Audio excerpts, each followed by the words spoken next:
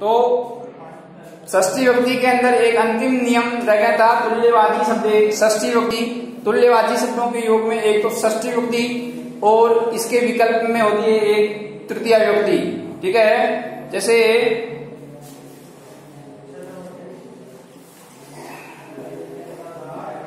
सुरेश है, महिषस्य, महिषेन, तुल्य है अस्ति।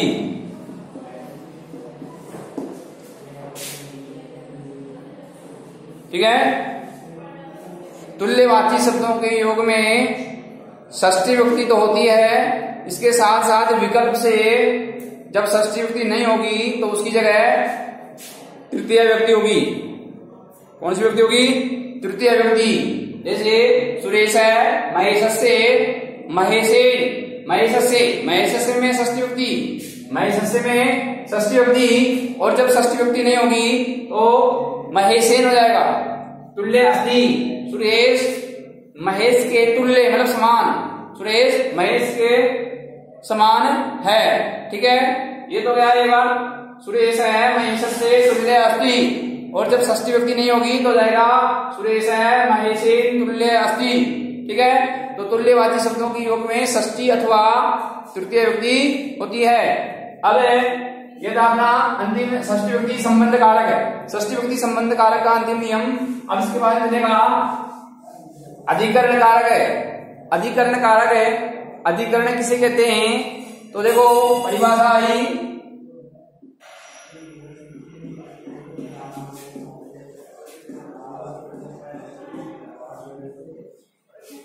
आधारोधिकरणम।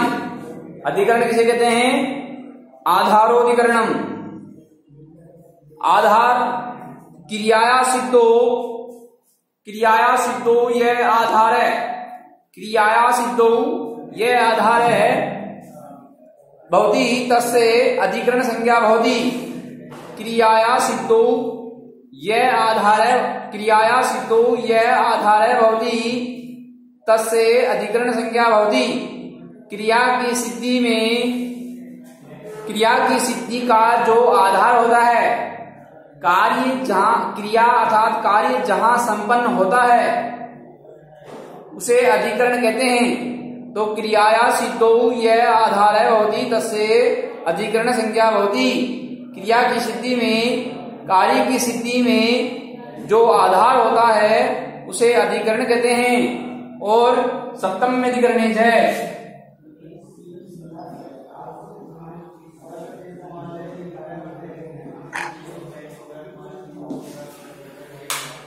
सप्तम में अधिकरणेज है। अधिकरण में सप्तमी विभक्ति होती है।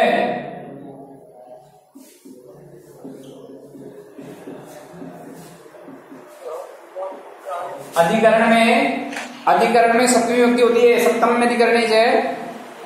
देखो क्रियाया सिद्धो ये आधार है, भवति तस्य अधिकरण संज्ञा भवति, और वे सप्तम में अधिकरणेज है। अधिकरण में सप्तमी विभक्ति होती है। ठीक है, ये होता है आधार। अब जो आपका उदाहरण देखो, इधर पर है सिंहासने तिष्ठति, नृप सिंहासने तिष्ठति। यहां राजा सिंहासन पर बैठता है, राजा सिंहासन पर बैठता है। यहाँ पे क्रिया की सिद्धि जो हो रही है, उस क्रिया की सिद्धि कहां संपन्न हो रही है? सिंहासने। ठीक है, तो राजा के बैठने का जो आधार है, राजा के बैठने का आधार है सिंहासन। तो सिंहासने में सप्तमी विभक्ति हो गई, तो इसमें अधिकरण संज्ञा होने के कारण, सिंहासन में अधिकरण संज्ञा होने के कारण सप्तमी विभक्ति हो गई, तो बन गया सिंहासने। तो अर्थ हो जाएगा राजा सिंहासन पर बैठता है। तो यहाँ पे राजा के बैठने का आधार है सिंहासन है, इसलिए आधार होने के कारण इसमें क्या हो गई? सप्तमी विभक्ति हो गई। इसी प्रकार वयम ग्रामे निवसामः, वयम ग्रामे निवसामः।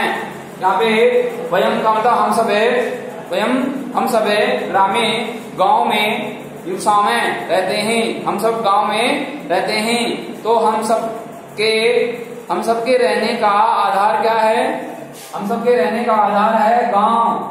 तो गांव में सप्तमी विभक्ति होगी क्योंकि ये आधार है, हम सबका रहने का आधार है गांव, इसलिए गांव शब्द में सप्तमी विभक्ति हो गई, अधिकरण कारक होने के कारण है, तो ग्रामीण बन जाएगा सप्तमी विभक्ति।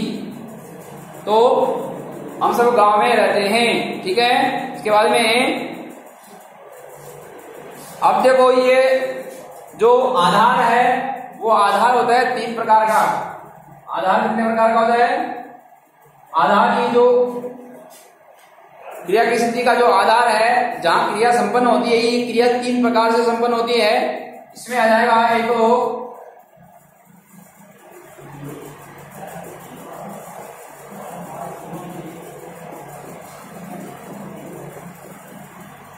तो औपश्लेषिक आधार होता है, एक होता है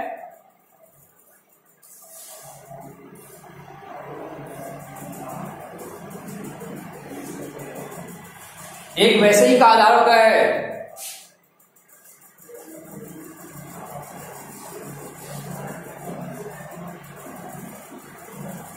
एक औपश्लेषिक आधार होता है, एक वैशेषिक आधार होता है, और एक होता है एक अभिव्यापक आधार होता है। आधार 3 प्रकार का होता है, वैशेषिक, औपश्लेषिक, नंबर 1 औपश्लेषिक, नंबर 2 वैशेषिक, और नंबर 3 अभिव्यापक।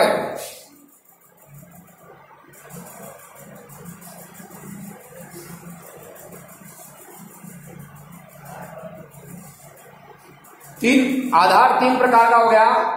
क्रिया की सिद्धि, क्रिया जहां संपन्न होती है वह आधार, जहां क्रिया संपन्न हो रही है वह आधार 3 प्रकार से होता है। एक होता है औपश्लेषिक, एक होता है वैशेषिक, और एक होता है अभिव्यापक है, ठीक है। इनमें क्या क्या अंतर होता है? देखो, औपश्लेषिक जो आधार होता है, औपश्लेषिक आधार में जो क्रिया होती है, जो क्रिया जहां संपन्न होती है, समझना बात को, जो क्रिया जहां संपन्न हो रही है वह वस्तु अपने को स्पष्ट रूप से दिखाई देती है। जहां क्रिया संपन्न हो रही है उसका जो आधार होता है वह आधार अपने को स्पष्ट रूप से दिखाई देता है, तो उसमें होता है औपश्लेषिक आधार, ठीक है। जैसे इसका उदाहरण देते हैं, एक हो जाएगा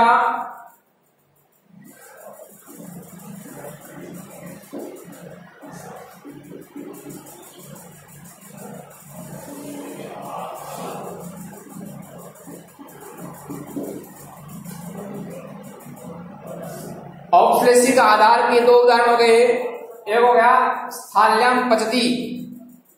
स्थाल्याम मतलब जो पकाने का जो पात्र आता है उसके लिए आया है कि स्थाल्याम पतीली। स्थाल्याम का अर्थ है पतीली, भोजन पकाने का पात्र। उसमें क्या करता है? पकाता है, पचती, पकाता है। तो वो जो वस्तु पकती है और जिसमें पकती है वो अपने को स्पष्ट रूप से दिखाई देता है कि किसमें पकाया जा रहा है, तो वो हो जाएगा औपश्लेषिक आधार।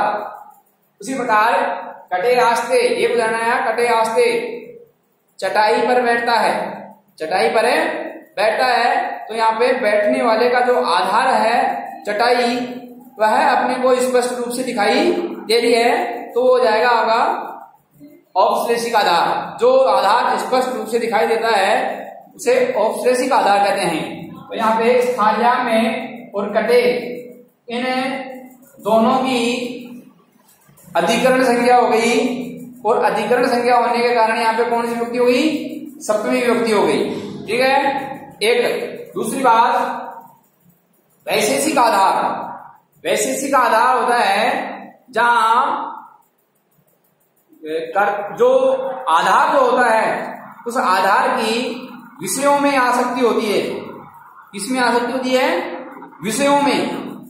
विषयों में आसक्ति होती है, जैसे किसी विषय को पढ़ने की इच्छा, मोक्ष प्राप्त करने की इच्छा। इस प्रकार से कुछ वस्तुओं में, किसी कार्य में, पुस्तकों में, इनमें उसकी रुचि होती है, तो वो होता है वैशेषिक आधार। जैसे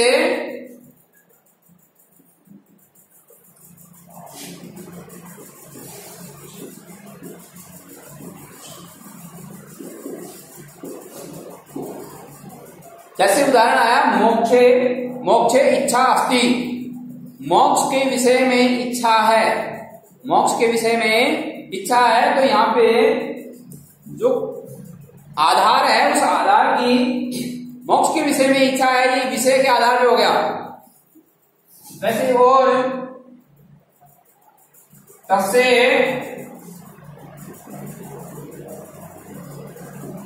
संस्कृते इच्छा अस्ति,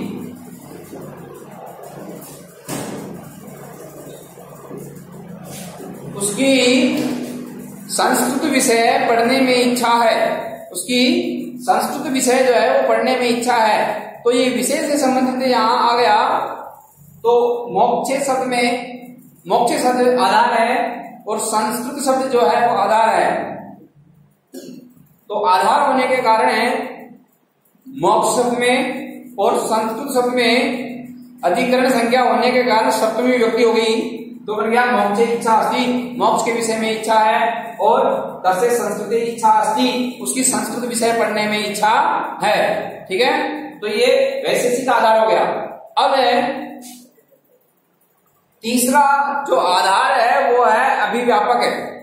अभिव्यापक आधार होता है जो आधार सभी में व्याप्त हो, जो आधार सभी में व्याप्त है, ऐसा जो आधार होता है उसको अभिव्यापक आधार कहते हैं। जैसे भानु जान, आवाज नहीं आ रही है मेरी, नहीं आ रही, आवाज नहीं आ रही क्या? भानु जांगीर, साक्षी, आवाज नहीं आ रही? नहीं आ रही सर। हैं? नहीं आ रही सर आवाज आपकी। कुछ भी नहीं आ रही, कुछ भी नहीं आ रही। क्या आ रही है? रुक के आ रही है सर, गलगल के आ रही है, गलगल के आ तो रही है ना? नो सर, मैं अब समझो, आप समझो, मैं वीडियो भी बना रहा हूँ इसका, आपको वीडियो भेज दूंगा। ठीक है, आवाज की दिक्कत है तो मैं वीडियो बना रहा हूँ साथ साथ, वो वीडियो भी आपको भेज दूंगा। आप तो जो लिखा हुआ है कम वो तो समझे, आवाज कम से कम आ तो रही थोड़ी बहुत, हो सकता है नेटवर्क की कोई प्रॉब्लम हो। ठीक है, तो औपश्लेषिक है और वैशेषिक आधार के बाद में आता है अभिव्यापक आधार। ऐसा आधार जो अपने को सभी में व्याप्त हो, सभी में दिखाई दे, ऐसा जो आधार होता है उसको अभिव्यापक आधार कहते हैं। जैसे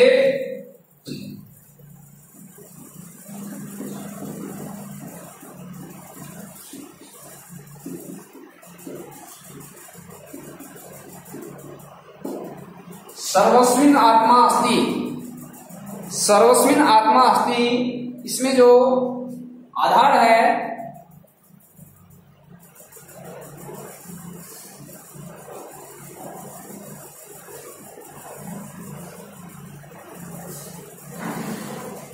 इस अभिव्यापक आधार पे एक उदाहरण है अपने पास में, सर्वस्मिन् आत्मा अस्ति। इसका अर्थ है ये है कि सभी में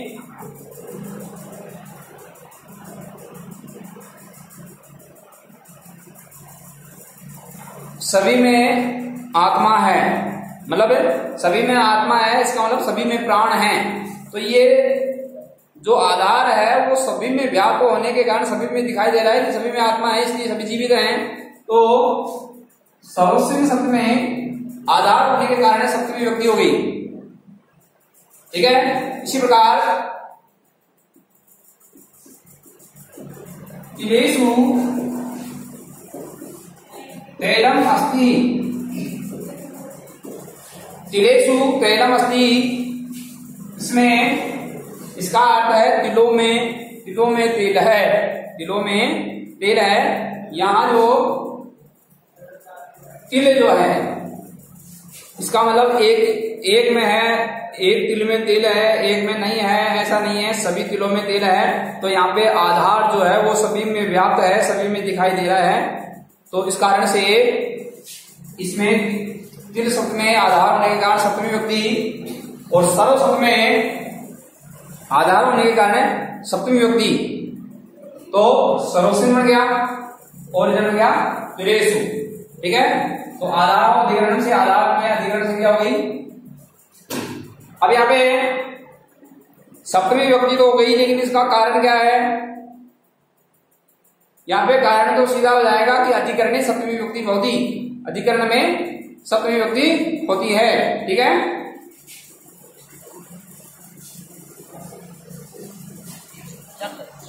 खराब करेगा।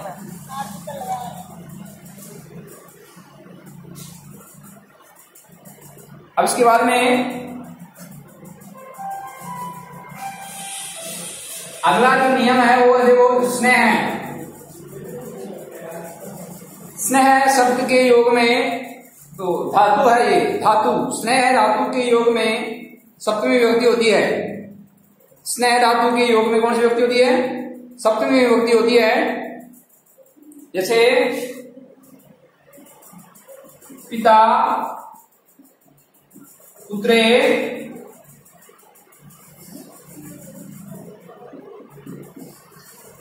पिता पुत्रे स्नयति, पिता पुत्रे स्नयति। पिता पुत्र से जो है स्नेह करता है, प्रेम करता है, पिता पुत्र से प्रेम करता है। तो यहाँ पे स्नेह पुत्रे शब्द में पिता किससे स्नेह करता है? तो यहाँ पे हो जाएगा पुत्र में। तो पुत्रे शब्द में सप्तमी विभक्ति होगी आधार होने के कारण। तो यहाँ पे रेखांकित पद में सप्तमी है पुत्र में, कारण हो जाएगा स्नेह धातु योगे। स्नेह धातु योगे सप्तमी विभक्ति होती, स्नेह धातु के योग में सप्तमी विभक्ति होती है। आवाज नहीं आ रही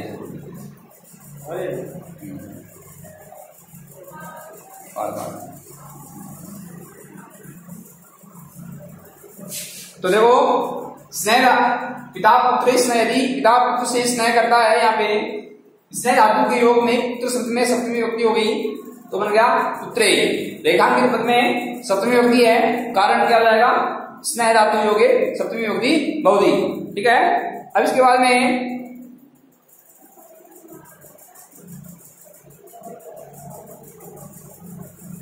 संलग्न और चतुर।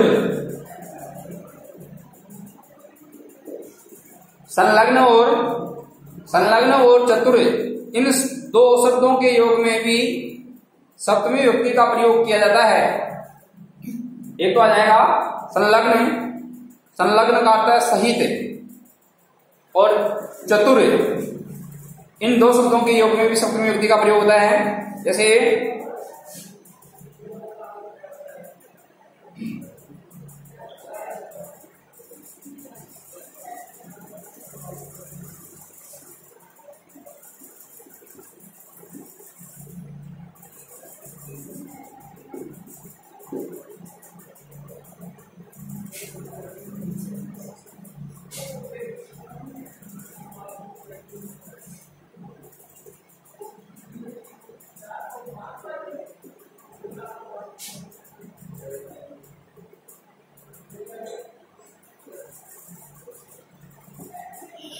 संलग्न और चतुर शब्दों के योग में भी सप्तमी विभक्ति का प्रयोग होता है। जैसे उदाहरण आया बलदेव स्वकार्य संलग्न अस्ति, बलदेव अपने कार्य में संलग्न है, बलदेव अपने कार्य में लगा हुआ है। तो बलदेव कहाँ लगा हुआ है? अपने कार्य में। तो स्वकार्य, स्वकार्य शब्द में सप्तमी विभक्ति हो गई आधार होने के कारण। इसी प्रकार जयदेव संस्कृते चतुर अस्ति, जयदेव संस्कृत में चतुर है। ठीक है, तो यहाँ पे संस्कृत जो शब्द है वो आधार हो गया, उसमें चतुर है, पढ़ने में इंटेलिजेंट है, होशियार है। तो इसमें बलदेव किसमें लगा हुआ है? अपने कार्य में। तो स्व कार्य में आधार होने के कारण अधिकरण संज्ञा सप्तमी विभक्ति हो गई।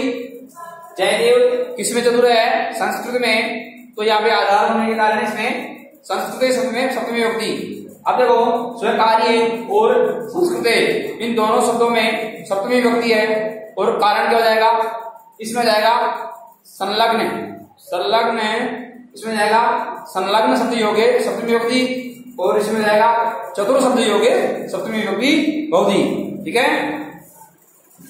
अब इसमें एक अंतिम अधिकरण कारक का या कारक का एक अंतिम नियम है कि यस्य भावेन भाव लक्षणम, यस्य भावे यस्य भावेन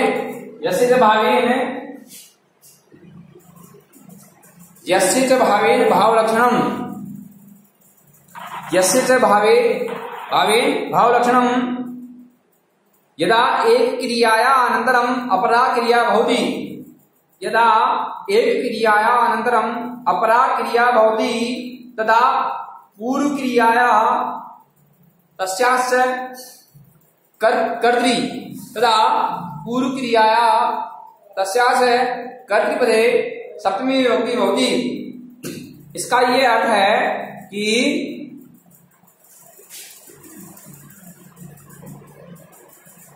इसका अर्थ यह है कि यदा एक क्रियाया अनंतरम अपरा क्रिया भवति तदा तस्य कर्तृ तस्यास्य कर्तृ सप्तमी विभक्ति। जब एक क्रिया के बाद में दूसरी क्रिया होती है, यस्य च भावेन भाव लक्षणम, इसका ये सूत्र का ये अर्थ है कि जब एक क्रिया के बाद में दूसरी क्रिया होती है, एक क्रिया के बाद में तुरंत दूसरी क्रिया हो जाए, तो पहली क्रिया और उसके कर्ता में, पहली क्रिया और उसके कर्ता में सप्तमी विभक्ति होती है। ठीक है। जैसे ये जो कक्षा है, क्लास है, वो समाप्त हो जाएगी तो दूसरी क्लास शुरू हो जाएगी। तो एक क्रिया के बाद में दूसरी क्रिया शुरू हो गई, तब पहली क्रिया और उसके कर्ता में जो है वो सप्तमी विभक्ति होती है।